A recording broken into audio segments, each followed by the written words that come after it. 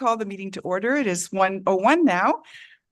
We acknowledge that the land we stand upon today is the traditional territory of the Attawandaron, Anishinaabe, Haudenosaunee, and Lenape peoples who have long-standing relationships to the land, water, and region of southwestern Ontario. The local First Nations communities of this area include the Chippewa of the Thames First Nation, Oneida Nation of the Thames First Nation, and Munsee Delaware Nation. We acknowledge the treaties that are specific to this area. Treaty 2, the McKay Purchase, Treaty 3, Between the Lakes Purchase, Treaty 6, London Township Purchase, Treaty 21, Longwoods Purchase, Treaty 29, the Huron Tract Purchase. We value the significant contributions, both in the past and present, of local and First Nations of the Turtle Island. We acknowledge historic and ongoing injustices that the Indigenous peoples endure in Canada, and we affirm our commitment to honoring Indigenous voices, nations, and cultures, and moving forward in a spirit of reconciliation and respect. I'll look to Council. Are there any provisions for disclosure of pecuniary interest? Seeing none, then we need to approve the agenda. I will look for a mover and a seconder. Councillor Clark and Councillor Grantham, all in favor? And thank you, that is carried. And we also have additions from the Committee of the Whole from January 16th. So the motion before us is that the minutes of the January 16th, 2024 meeting of County Council be approved as presented, and that the recommendations made by Committee of the Whole as set out in the minutes of the January 16th, 2024 meeting be adopted. Do I have a mover? Councillor Mayhew and Councillor McMillan, all in favor? And that is carried.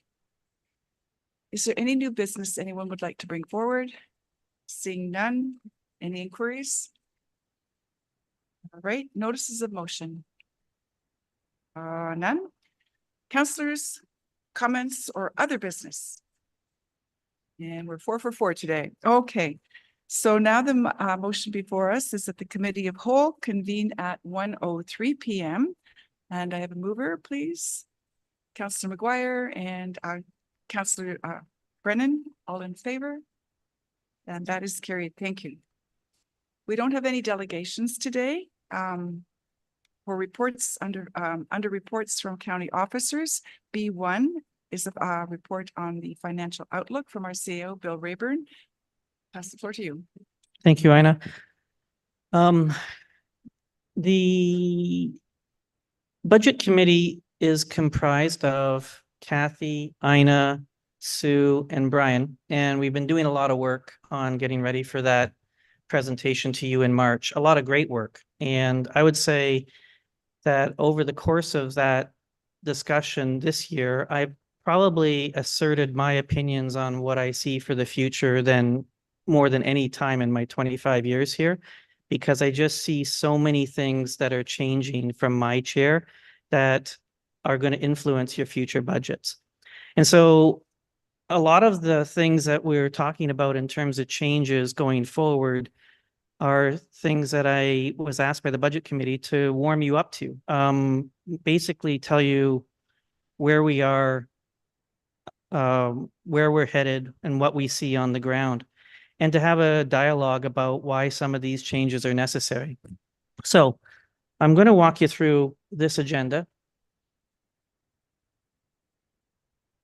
I think I am.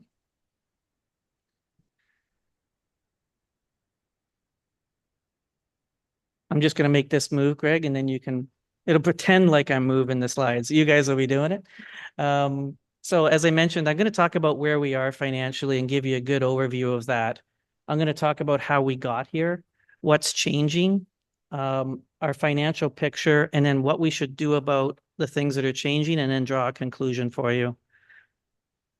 So when it comes to where we are from a Middlesex County financial overview perspective, we're in a very positive position. Paul and I were debating this morning about using the word very, but it's very positive because it's hard to imagine a place that has the tax rates that you do, relative tax rates that you do, the reserves that you do, and the debt, low debt that you have. All three of those things you're world class at. And in Ontario, I would say that puts you in a very, if not at the top of the chart, positive position financially. So a great place to start the conversation. And as you know, Middlesex County has a people-centered approach and oriented services. So almost everything we do is around people. So all the services we deliver are people-centered, and that's going to bring changes about whenever you have new growth.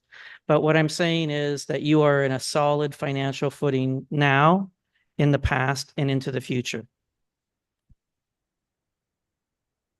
If you look at tax rates, for example, just to give you some perspective, you can look at that chart that says residential on the 2023 tax rates and have a good look at where some of the other counties are.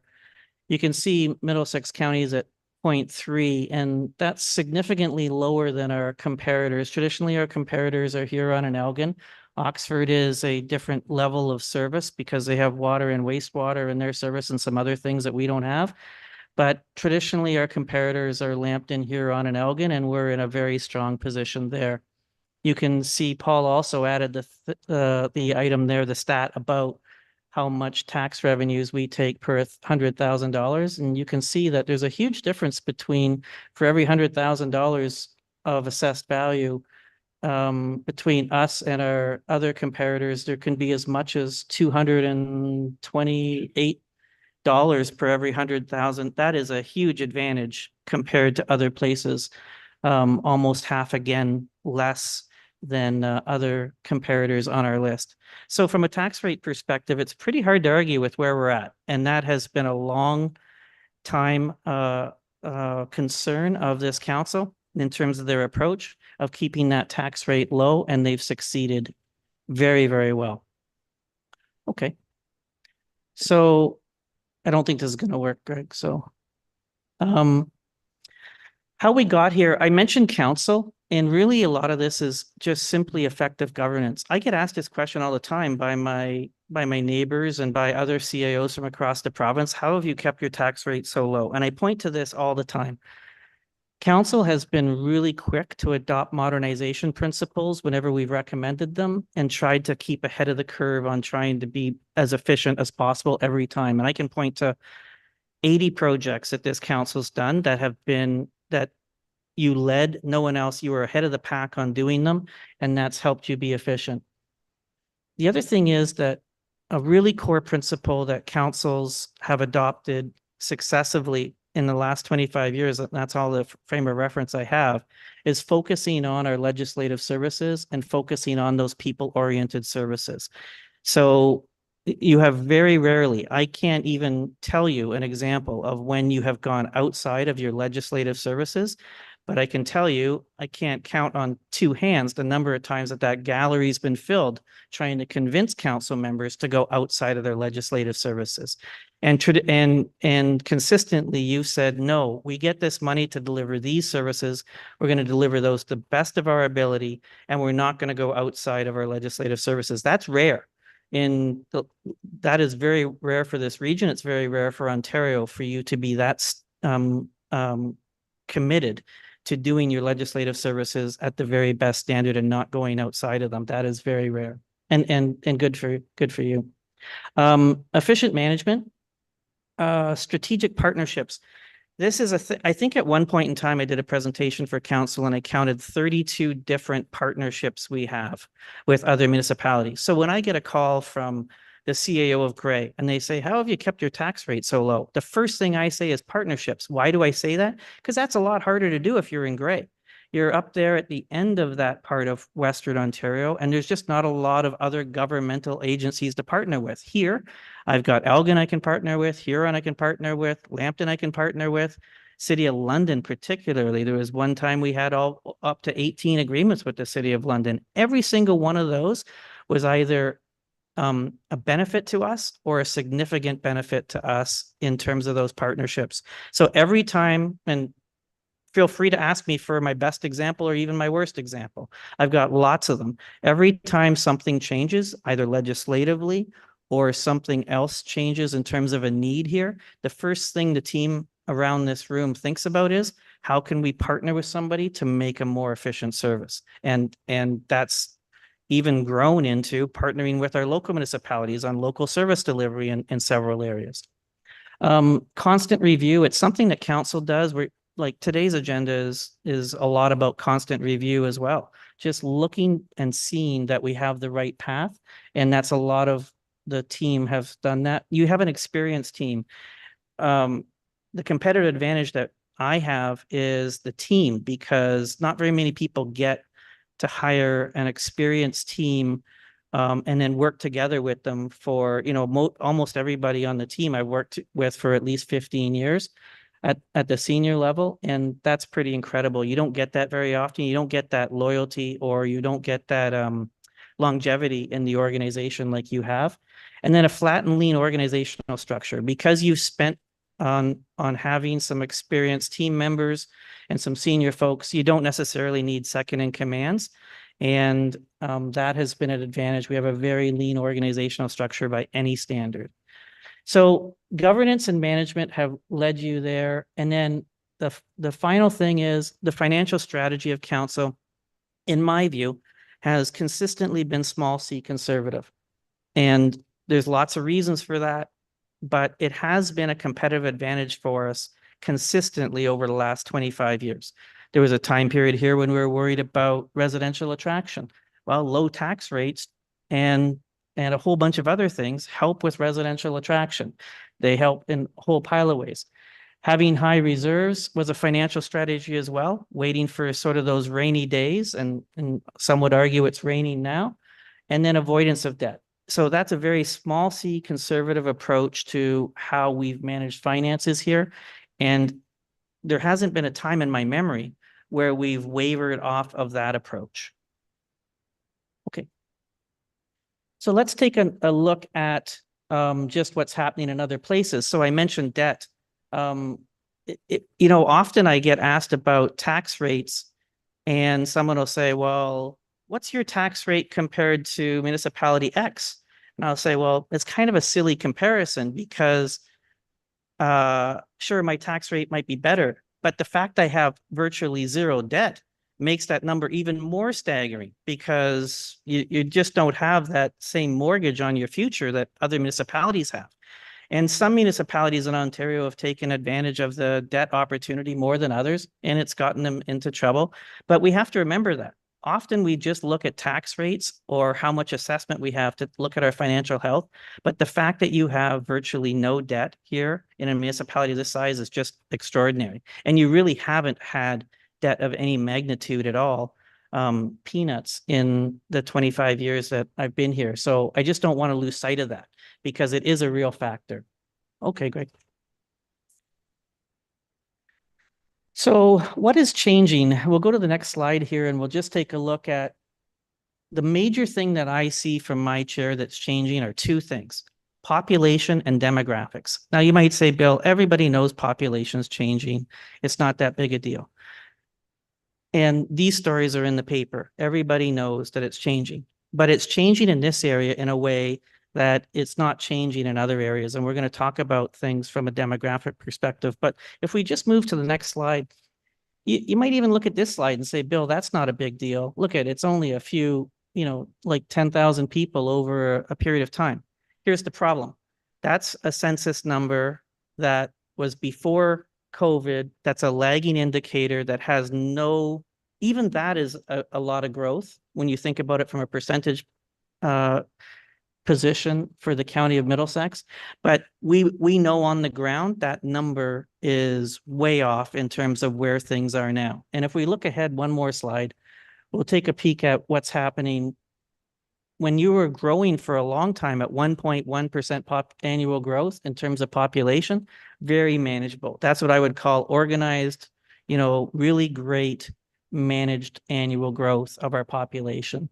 And in that next period, we got 9.2% population growth. Whoops. Now we're starting to get into that area where that's a lot of change. But the facts are that 9.2% is way low compared to what we're seeing right now. there's some notable changes there. Some municipalities have seen tremendous growth. And if you look at where we're headed to 115 by 2046 in our latest population, those numbers are going to be way off too. Because what we're seeing on the ground and what you're seeing in your own municipality on the ground is a population explosion. And it's not even so much the population that's here today. It's all the planned subdivisions that we see coming through. And we have small municipalities like Elsa Craig or Park Hill or communities of that size that are doubling with the planning applications that are out there. So in terms of population, my assessment of what I'm seeing on the ground every day is that we're getting run over. And in terms of how many people want to move to this area. For a community that has traditionally had a 1.1% population growth to suddenly go double digits and much higher than double digits in reality, that's a lot of change in a hurry. And it's coming and it's going to come in waves, and it's not done yet. It's just starting. So if we look at demographics, this chart is a little bit hard to sort of make sense of, but sorry, Paul. But what it's really showing is on the next slide. So you can take a look at this one on your own, but really what it's saying is on the next slide, there's this analysis of just where we're growing. So population's one thing. And if you're in a municipality with a bunch of 35-year-olds with one kid in your municipality growing, it's a totally different animal for you than it is if you're growing the way we're growing. We're growing in probably the most poor way we can possibly grow from a service perspective, because our age cohort is increasing at over 25% from 70 to 79. And that's an old number. Just think of how many anecdotal stories you have of someone that sold their large house in an urban area and moved to Middlesex County into your community. Every one of you has all kinds of those stories, and that isn't captured in this census information. I would say that this number is much higher, and I can back that up based upon some of the hospital statistics we're seeing about the people that are coming in from the county that are growing in this demographic. But this demographic is stating that we're getting a lot of new seniors into the community, and we'll talk about why that can be a concern. Young adults, we saw a similar growth rate for them. Over 25%. And again, that makes sense as well, because if you're renting or if you're trying to buy a house and you're in that category, 25 to 34, you've been pushed out of some larger urban areas and you're moving into more affordable where you can get a bit of land and a different price point. So again, that makes sense. And why is it a challenge? It's because we now have push points of our population at the younger, which are very service demand heavy, and at the older extreme, which is also very service demand heavy for the kinds of services Middlesex County provides. Those are the two categories of age where I would say we have the bulk of our services delivered to generally when you look at our 36 service areas.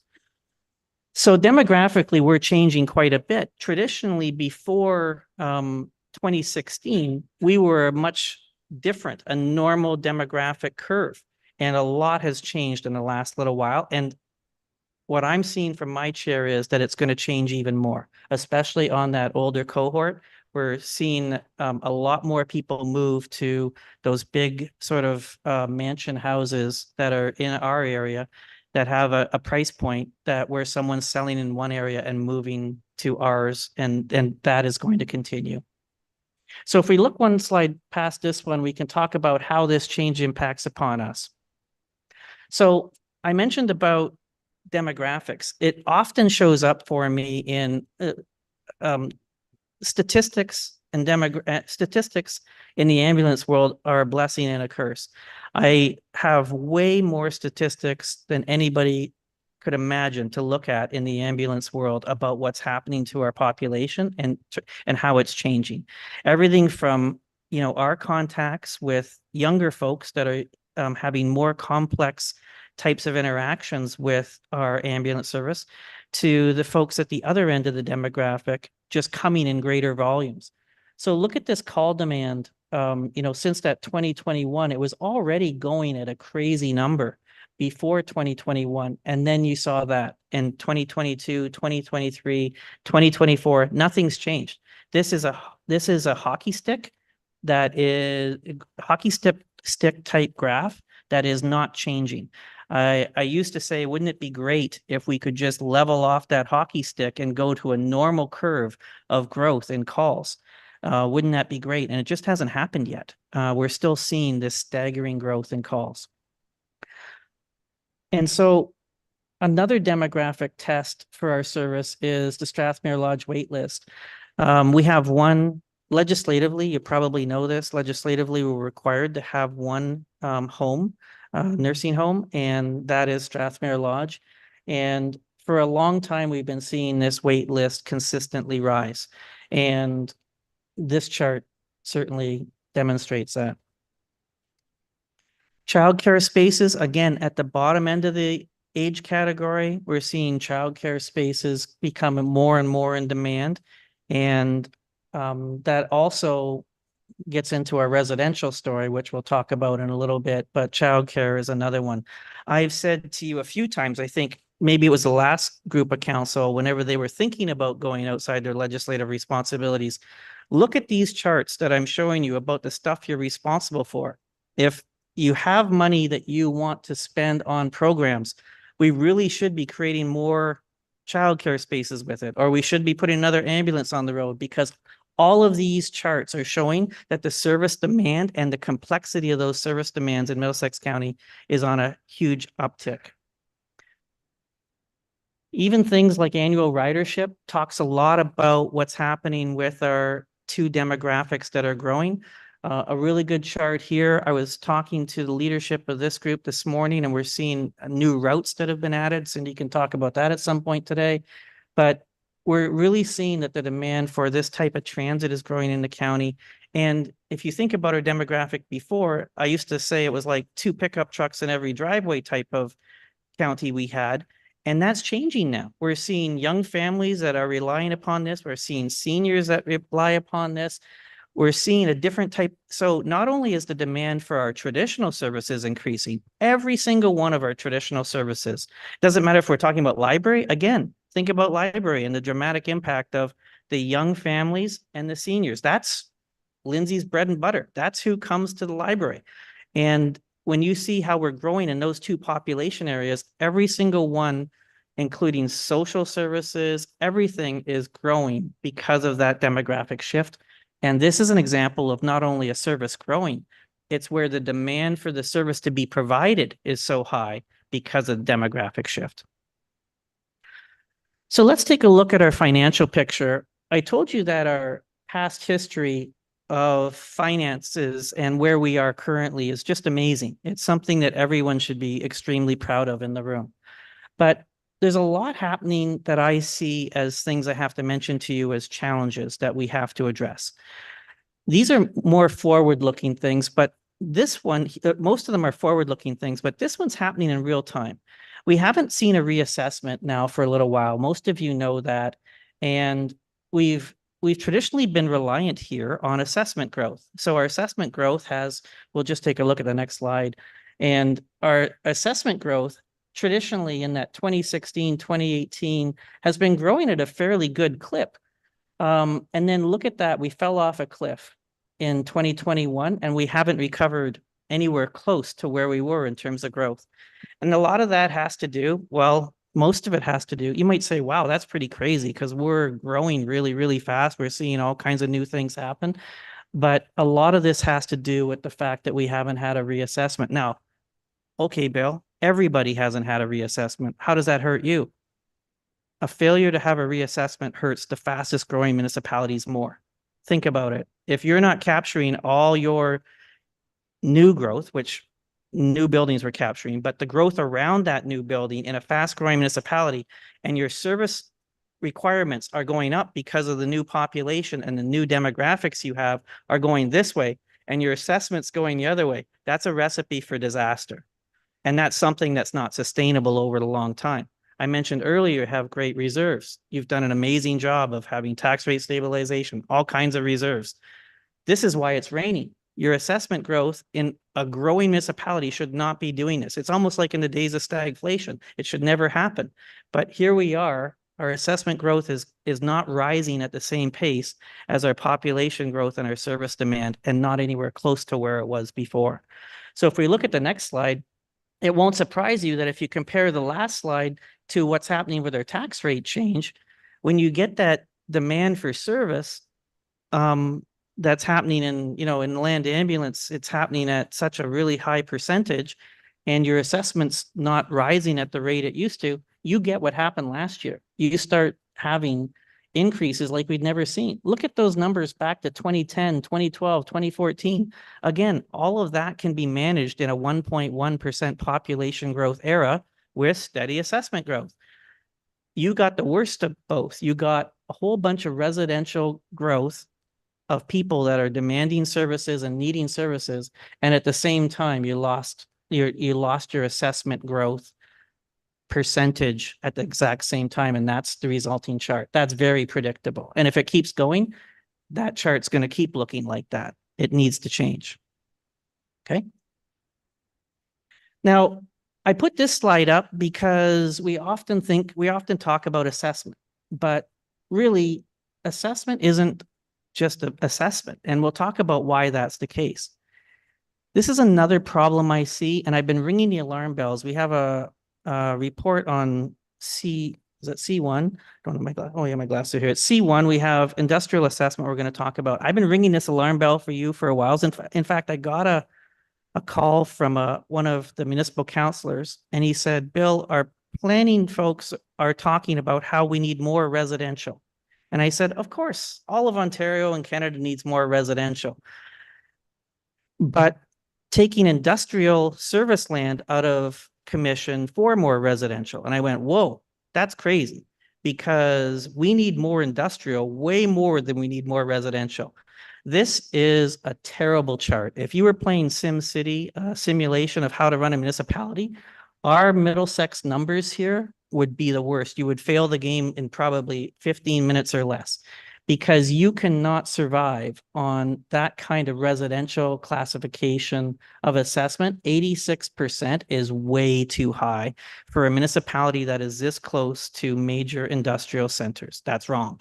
It has to be changed. It has to turn around. Otherwise, what that chart shows is you're a bedroom community providing huge service levels for an industrial class that is somewhere else. That's what that chart shows. All those people work somewhere else, and they're using industry somewhere else, and you need to get that turned around. And we look at that average there. I'd settle for that average. And you say, well, Bill, that's not very much. But we have to remember that industrial assessment changing by 2% gets multiplied differently than residential assessment. So that's huge. That would be if we could even get to the average. But really, what are you competing with? We should look more like Oxford, and we should look more like London. London's numbers are fairly similar to Oxford in terms of their residential to other classes comparison. But I would really love at some point in time to look back and see that we're very close to Oxford's numbers in terms of their mix. That's where you should be aiming. That's a long ways away from you where you are. So that requires drastic change. And it requires a lot of rethinking of how we do things. And for so long in this chamber, we've been thinking about how do we keep people? And we've been way too successful at attracting people and residential growth. We got to get better at attracting industrial growth, or you're going to continue to have a major problem. Let's take a look at the next slide. It all started here when we started doing employment land inventory for, like, this is a red flag. When you look at this, there just are not enough parcels in Middlesex County that are fully serviced from an industrial land perspective to do anything with. So you might say, well, Bill, is it just because people don't want to come here to do industry? No, that's not why. In fact, if you're somebody that's looking to put an industry in place, you should be looking here first, because we have a whole bunch of intermodal benefits that other places don't have, and you have a very low tax rate. So that gives you a real competitive advantage. Where we're really struggling is in service lands. And we have to have a really hard talk with our local municipalities about the importance of having more serviced industrial land. You cannot survive going forward with this type of profile. This has to change. And we started looking at, council challenged us with the idea of, well, where would you put a Toyota plant if it came today, to use as an example? Where the heck would you put it? Like, look around on that chart. There's nowhere to put it.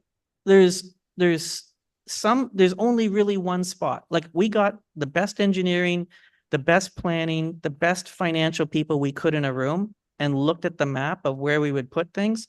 The answer is there's one spot, kind of, and even that's a huge question mark, and that's it in the whole county. And that's pretty scary. So I don't know if I can ring this alarm bell on industrial assessment for you any louder than I am, but look at this. It's crazy. That's crazy. Okay, next. And why is that assessment so important, industrial assessment? Well, it really comes down to what I call tax ratios, because that's what they're called in the Act. But taxes and assessment are not all the same. And so if you look at this chart, this is our way of trying to show you what the differences are. This is for 100,000, Paul. Yeah, so for $100,000 worth of assessment, you would get on a residential property $431. On an industrial piece, you get 752, and on farmland, you get 107. So that's because we multiply everything by different tax ratios. So farmland is 0.25, residential is 1, and industrial is whatever that math works out to. But you're asking me why I care about industrial assessment. This is why. And the other problem that we have to think about is a lot of our new residential growth is coming from urban areas, and they have a different service expectation that you're going to have to respond to. And those are complex service challenges that are really tough to deliver and expensive to deliver in our geography. You have a very low population density. There's a lot of places, but there's not many places between places. You have pockets of population.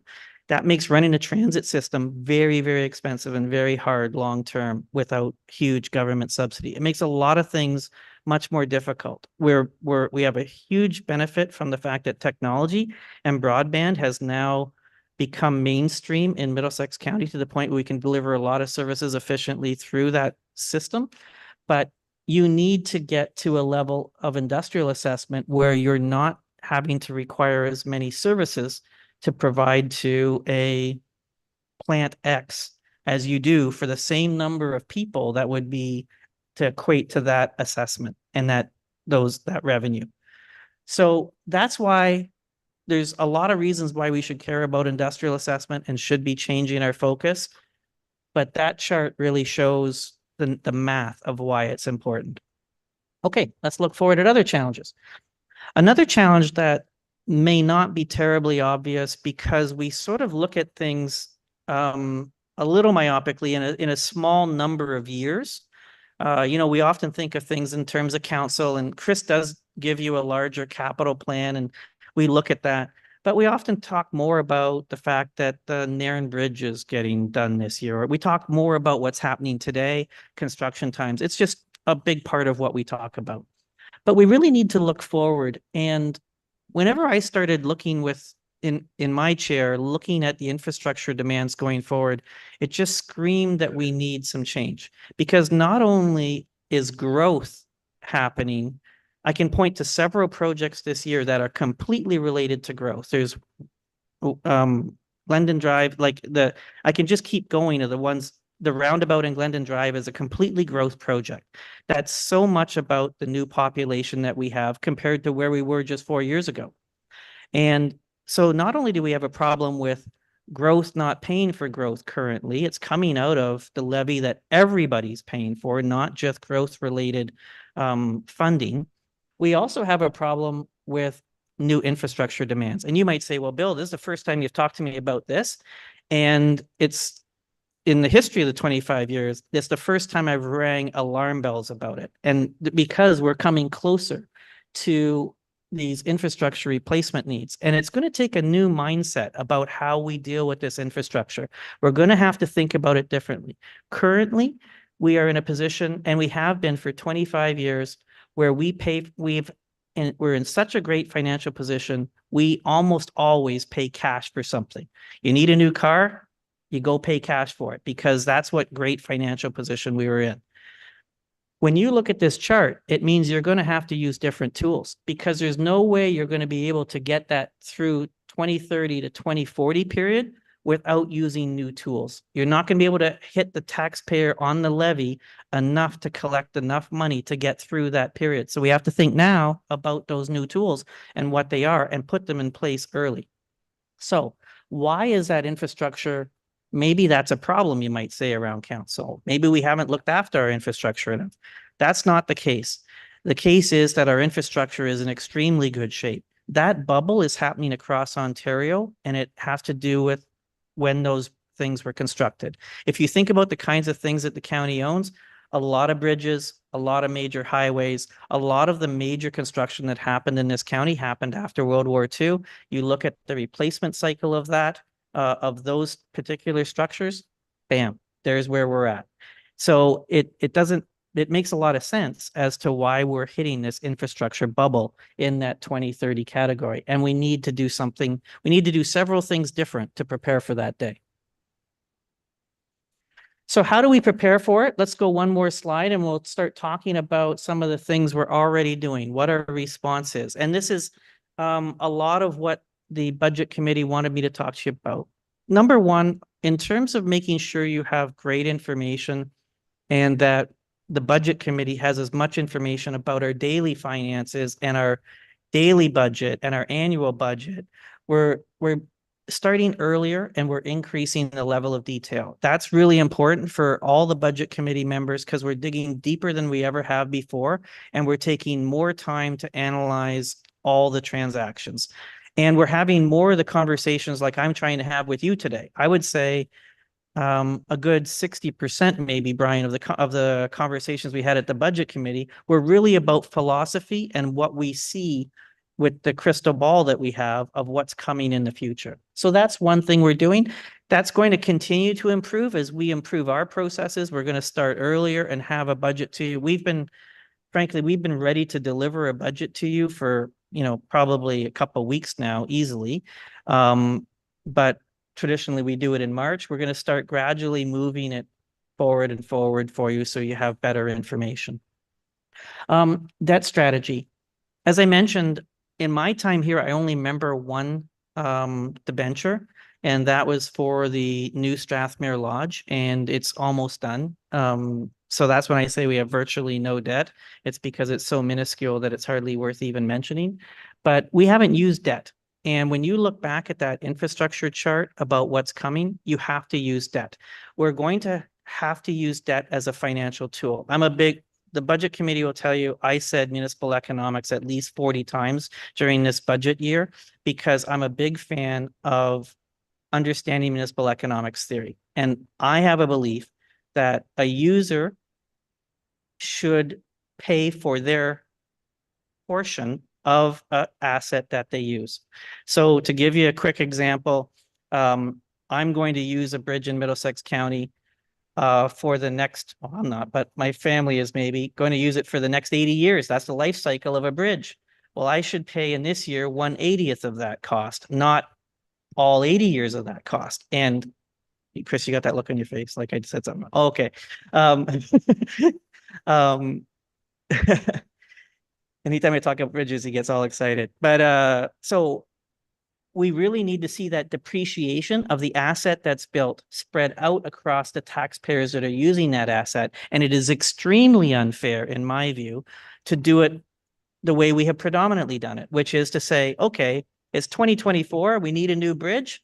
Everybody that's in the county this year is going to chip in $1 and we're going to build a new bridge, because the benefit of that lasts for 80 years. And so we're trying to match the depreciation and the benefit of all of our assets to the taxpayer that's actually using it. And debt allows you to do that. It's hard to get an 80-year loan, but it's not hard to get a 20 and a 30-year loan, especially at certain rates that are, not historically low like they were, but are still relatively low compared to what they have been historically. Using debt has to be part of your new strategy to address infrastructure. If you'll get run over by the wave if you don't, and we haven't used it in the past. Another thing I've already talked about just how fast we're growing and how many new subdivision applications and what's going on. Growth has to pay for growth. And I think you're doing a disservice to the residents of Middlesex County that are already here if you don't have that philosophy. That's sort of my municipal economic speech. If you don't have growth paying for growth and those residents are paying for that new growth, I think that's wrong. How do you fix that? You look at projects that are truly growth related that are happening in your county, and you have development charges for them. That's one way. That's one way. The other way I talked about using a debt strategy is another. But we've never had development charges in this county. And when you look at all those other tax rates and other things I showed you earlier, a lot of them, I forget what the percentage is, Paul probably knows it, but a lot of other county upper tiers in Ontario have development charges for certain things. And so what I've recommended is, like, you got to compare apples to apples. If I had development charges, what would our tax rate look like for the last? It would be even lower than it is now. So it's clear to me that we need to start down this development charges path, and administratively, we have gotten permission from the budget committee to move forward with exploring development charges. Now, I'm not talking about your traditional development charges analysis where you look at everything. You look at libraries and you look at, childcare and all these other things. We're simply looking at roads and bridges. That's what we're looking at as the focus for our development charges, and keeping it simple. Because really on the big ticket items that are growth related, that's what you're going to get. You're going to get the major highways and you're going to get the bridges that make the most sense. And so that work is already started, but development charges, I'm going to sit in this room, hopefully, if everybody still wants me here, I'm going to sit in this room and I'm going to try to convince you when in Q2, Paul, pardon? I'm going to be here mid-year.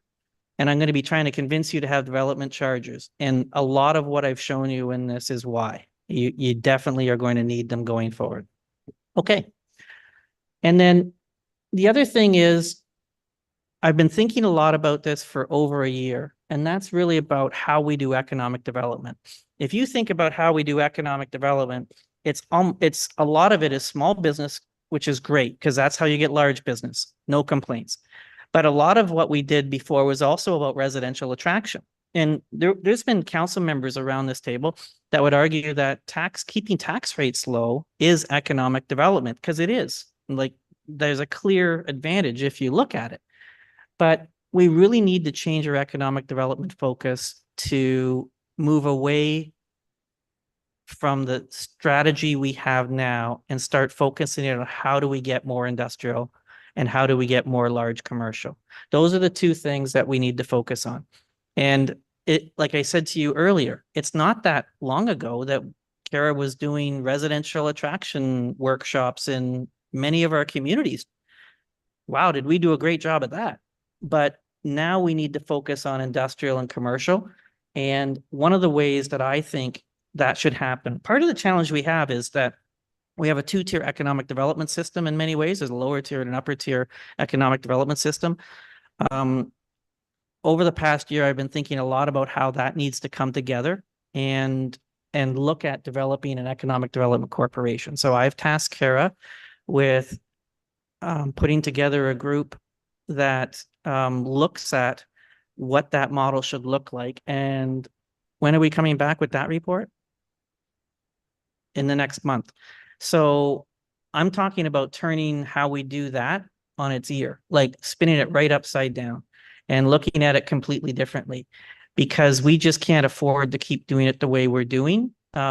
We have to change our focus and work together with not that we don't work together now, but it has to be a team effort on economic development, and we have to agree on what those goals are. So we're all on the same page and working together and really take it up one more notch. So we can talk more about that if you have questions, but that report's coming as well. Another thing that is really important to me is that we have to update our assessment management plan. And for many of you at the lower tier, you've already done that legislatively. You were required to do that. Our legislative requirement is actually this year.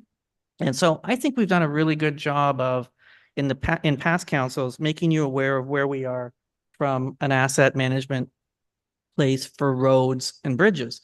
I think that we haven't done it for everything else. And this is a big project. From what you know from your lower tiers, you know it's a big project, but then multiply it by our size, and it's a really, really big project. And this is something that's really important to me because I think it's going to show that we're going to need to consider at some point in time an infrastructure levy. Now, what's an infrastructure levy? That's simply an acknowledgement of council that you're going to put a certain amount away every year for infrastructure going forward so that you can have a balance between that debt and using tax dollars, because you know you're going to hit a window here in that 2030 period where it's going to be extremely expensive for the amount of infrastructure you have. I think that's what your asset management plan is going to show, but let's get it and then we'll see. But an infrastructure levy is another idea that you're going to see as a report. And, oh, sorry, when's that coming, Paul? Mid to later. Don't be so precise. Anyways, I think we target it for between Q2 and Q3. And the reason why it's pushing out into that Q3 is because it is a massive project that we have to get done. And then finally, the county loan program. I've said a couple of times we've really been too successful at our goals. The county loan program, for those of you that don't know the history, we're going to talk a little bit about it in a second. But the county loan program was, I think, the second thing county council asked me to work on 25 years ago. They had, where did it come from? Well, there was a different set of councilors and I was sitting here and they said, Bill, we just got this money from annexation. What we think we should do is we should take that money and divide it up amongst the remaining municipalities and just give it to the lower tiers, the money from annexation. And the conversation went around and they wanted me to sort of think about what that would look like. And the conversation went around and I wrote a report about, hey, we just lost a ton of assessment. That was a lot of assessment you lost in that annexation, for those of you that remember that time period. For many counties, that would have put them underwater for a very long time.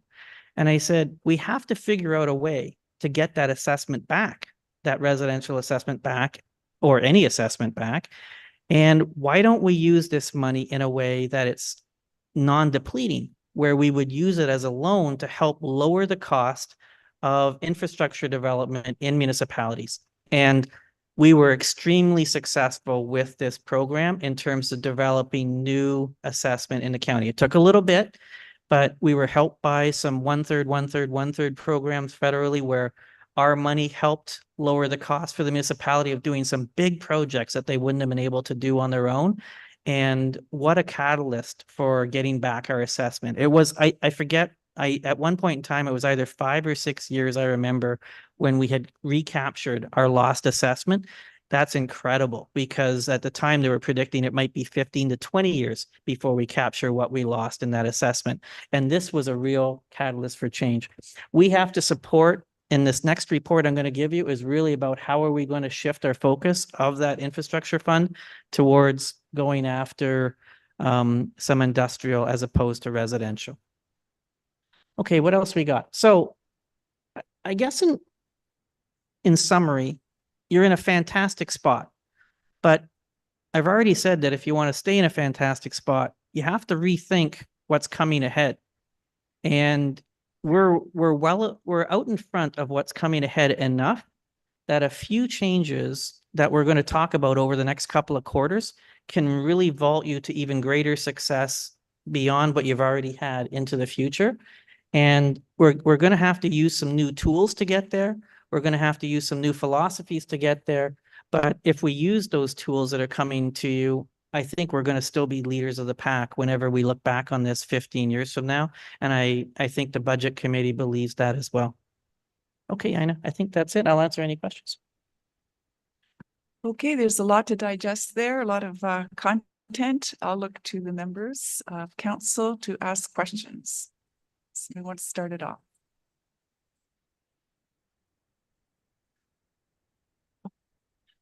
Councillor Rob, go ahead. Thank you. Through the warden,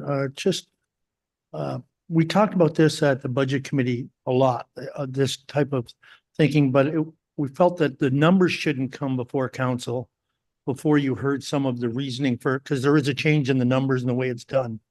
And thought it was very important that council hear this presentation before we actually looked at the budget. So that was the thinking, I think, from the budget committee and staff going forward. So.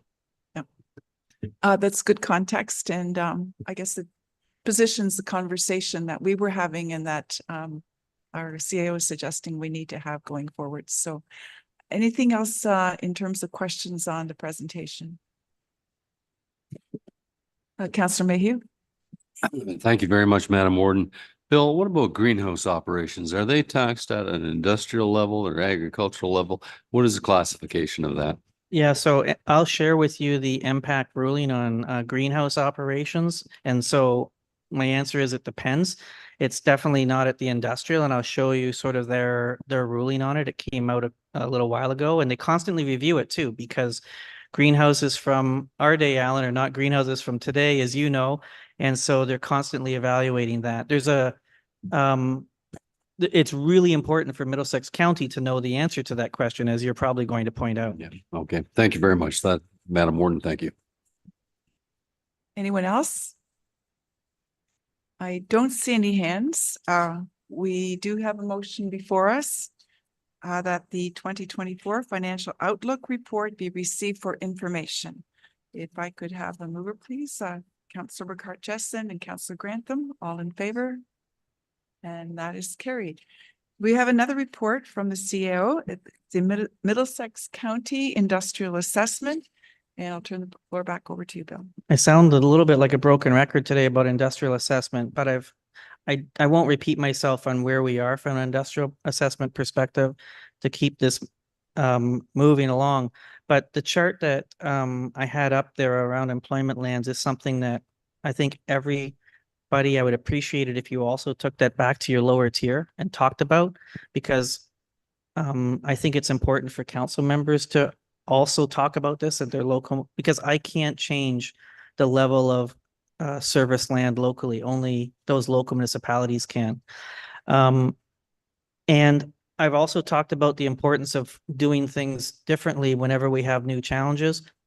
As I mentioned, the loan program that we have was spectacular at bringing in new residential development, and we're just a little too good at it. And what we're proposing here is to modify that loan program to fit with our plan to support more industrial and commercial growth. And so we've made some changes. We've updated the program, or we're proposing to update the program to eliminate non-growth capital projects and non-growth interest, and increase in growth capital projects a couple of the different parameters that will make it easier for municipalities to borrow the money they need to put in industrial service land.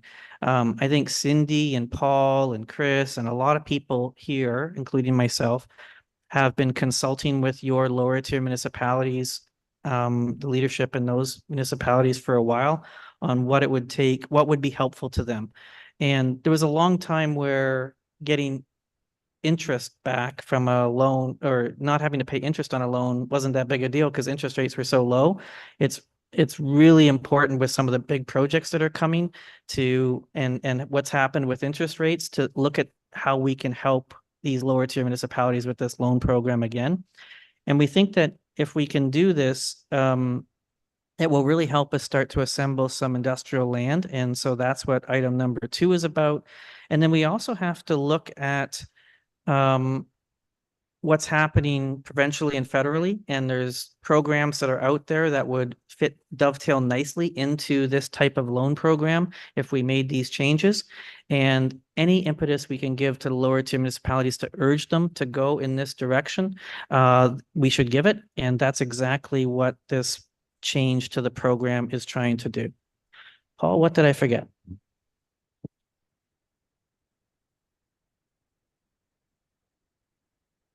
Okay, that's it for that presentation. Comments, thoughts, observations on the loan program impacts on your municipalities?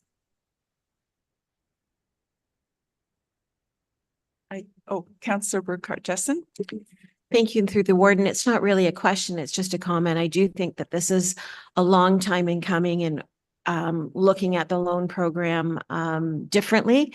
As Bill said, it has been successful over the years, and most of our municipalities, if not all of them, have benefited from this program, but it has been stagnant the last couple of years, and it's really time, I think, to move on it and make it more 2024-ish, so that we can all benefit from it, not just at the county level, but at the local level as well.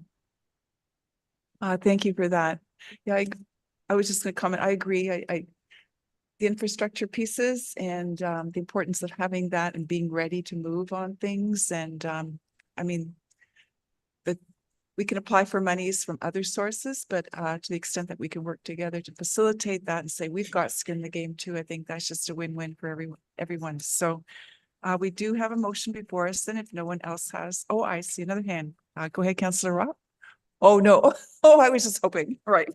Okay. So the motion before us is that the Middlesex County Industrial Assessment Report be received for information, and that staff be directed to bring forward a bylaw to adopt the Middlesex County Loan Program for council consideration, and that staff be directed to consult with lower tier municipalities on the implementation of an industrial land community improvement support program, with the sole benefit being tax incremental financing, and report back to council. I see Councillor Clark moving that and Councillor Mayhew, all in favor of that motion, and that is carried. Thank you, Council. Moving on to 9C2, and this is the annual accessibility status report. Our acting legislative services manager is going to present that. The floor is yours, Paul. Through you, Madam Warden, this is from the Accessibility Advisory Committee, and it just highlights the actions taken by the county and local municipalities and county service areas throughout 2023. Does anyone want to comment, ask questions on that report?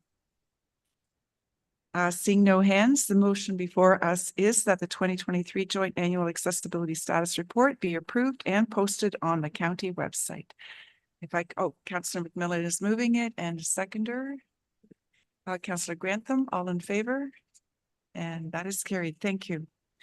And 93C is also yours, Paul, if you'd like to present the delegation of duties bylaw.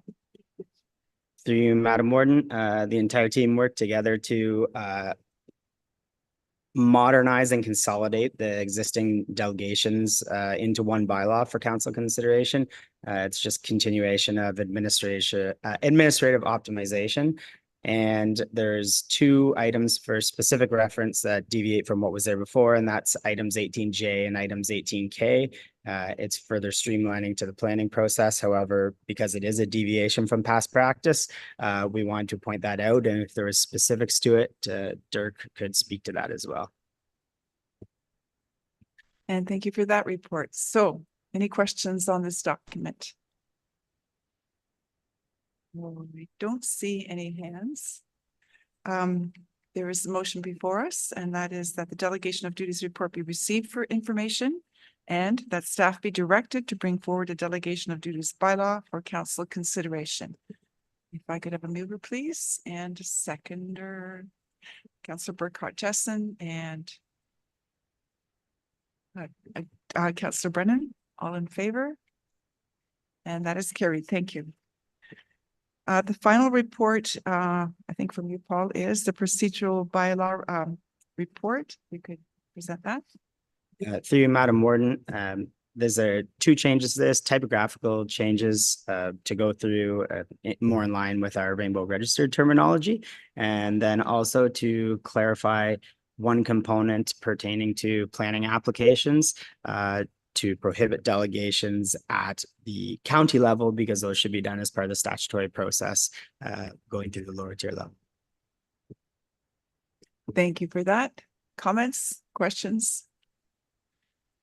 I don't see any hands. The motion before us is that the procedural bylaw report be received for information and that staff be directed to provide notice of council intention to pass a procedural bylaw in accordance with the provisions of the notice bylaw.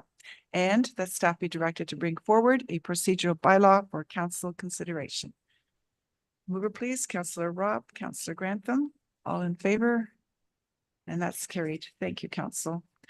Okay, the next report is the Strathroy Caradoc Official Plan Amendment number 16 for 599 Albert Street, and Dirk Vanderwerf, Director of Planning and Development, is going to present that report.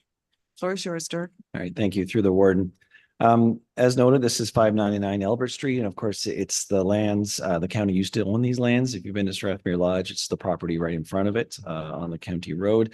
And essentially, long story short, the official plan still reflects the fact that it was a public institution that owned the lands before, and the official plan amendment would change it to a residential designation in order to permit basically development of an apartment building on the site. So my report does go through at a high level. It is noted that there were not a lot of public comments during the local process, and through the agency and ministry circulation, there were no comments raised. And thank you for that. I'll look to councillors for questions on that report. I don't see any hands. The motion before us then is that the amendment number 16, file number 39 SC OPA number 16 to the municipality of Strathroy Caradoc official plan be approved, and that the staff be directed to circulate a notice of decision as required by the Planning Act, and that the notice of decision indicate that all written submissions received on the application were considered, the effect of which helped to make an informed recommendation and decision. I'll look to council then, Councillor Clark and Councillor Grantham. Thank you. All in favor? And that is carried. All righty. And another report from Dirk. This is for the proposed plan of condominium in the municipality of Thames Centre for Putnam Road Holdings Industrial Condominium. And when you're ready, Dirk, the floor is yours. Thank you. Through the warden. This is likely the third or fourth proposal sort of like this that you've seen in the last couple of years, where we're starting to see these industrial plans of condominium for sort of space extensive uses. In this case, this is in the Putnam industrial area. It's lands that have been designated for some time for industrial activity, but they are on private individual sanitary and water services. And so it's, until fairly recently, there has not been a lot of development pressure there.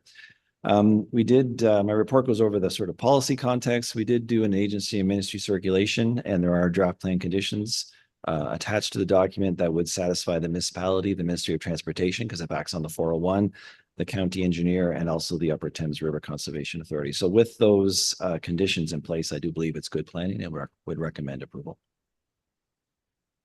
And thank you for that. I'll look then to council. Are there any questions, clarifications? No?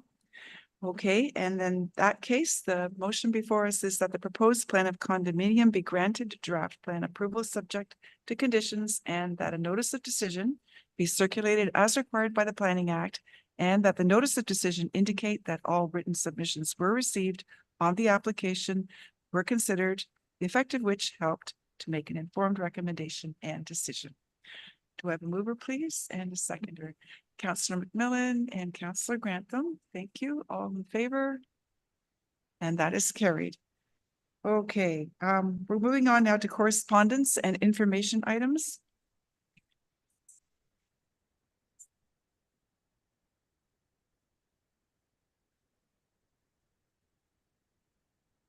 Okay, I understand that, okay, so we've got a number of items here. And before I call all of these items in one motion, I understand that there may be a question or a comment on these. Councillor Burkhart-Jessen, the floor is yours.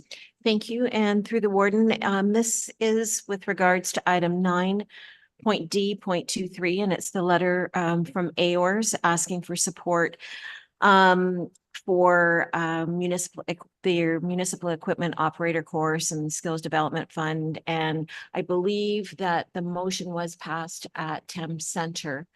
And I wonder through you to the clerk how we could go about passing a similar motion at this level. So I'll have the clerk walk through how we remove that item, and we'll talk about that, and then we can accept the others as a group. Okay. Thank you. Through you, Madam Warden, so we'll separate that out and assuming there's no other ones to be pulled, you can receive those as a bunch and then council can provide direction to support the resolution. That is listed within the correspondence and we can execute that if that's sufficient for you. So I'm just going to clarify and confirm that in fact, there's nothing else anyone wants to pull. Go ahead, Councillor Clark. Thank you. Through the warden, this probably is directed at Cindy. I just thought of this. Section 9D.8, the social service payables. I'm assuming that the redacted, I've never seen them redacted in the report before, so I'm assuming that's for confidentiality. Are you able to speak to what category those embrace? I'll look for the director of community. Go ahead, Cindy. Thanks, and through the warden to counselor, you are correct. Those are related to our HPP, which are homeless dollars. So we always cross those out in regards to confidentiality. So this has been a past practice for years. Follow on.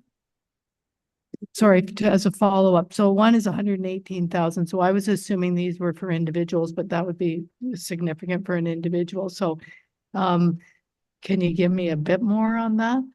Through the warden to the counselor, absolutely. We'll be coming back in March to give you more of an update in regards to our HPP program and our accommodations program. So those large amounts, as you know, we have a very successful accommodations program going on in Middlesex County for our homeless. And our current hotel is in Adelaide Metcalf. So those large expenditures will be more related in regards to those costs. But we will have, like I said, an update. We'll be coming back. I can't remember if it's the first or second meeting in March to talk about social services, including HPP. That's great. Thank you. Is there anything else?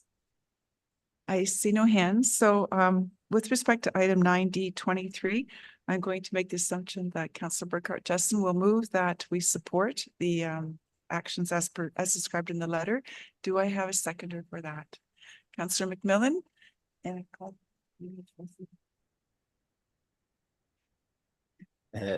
You, Madam Warden, are we good with general direction to issue a motion to support the resolution as outlined in the correspondence? Thank you. And in that case, then I'll call the vote. Oh, sorry, go ahead. I just was, I believe that's why I said through the warden to the clerk. She's been here before. Okay, so we do have a motion and we have a seconder. I'll call the vote on that item. All in favor? And that is carried. Thank you. And now we can look to moving items 9D 1 through 22 and number 24 through the last one, 32, be received for information. A mover, please.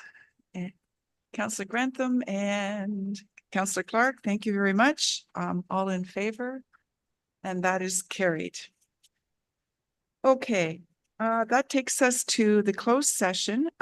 We have a motion before us that the Committee of the Whole convene in closed session at 2:08 p.m. in order to consider personal matters about an identified individual, including municipal or local board employees, and advice that is subject to solicitor-client privilege, including communications necessary for that purpose in accordance with subsections 239(2)(b) and F. I would like a mover, please, and a seconder. Councillor Ropp. And Councillor Brennan, thank you very much. All in favor? And that is carried.